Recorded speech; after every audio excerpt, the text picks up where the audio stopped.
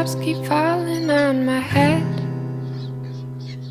just like the guy whose feet are too big for his bed. Hi po, lakad-lakad tayo. Ito ang daily routine ko sa weekdays. Ayan, kailangan natin maglakad from metro station going sa office namin. 5 minutes walk.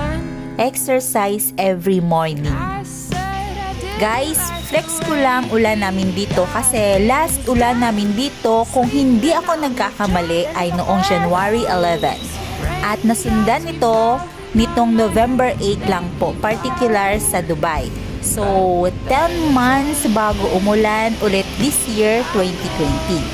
At ito ay sign na magpapalit na kami ng weather. So, from summer to winter. Ayan, kaya ihanda na ang mga winter sonata outfit natin dyan. At very interesting po dito pag umulan po guys, kasi seldom lang kami nakakaranas ng ulan. Kaya, ayan, enjoy the ulan. That doesn't mean my eyes will soon be turning red.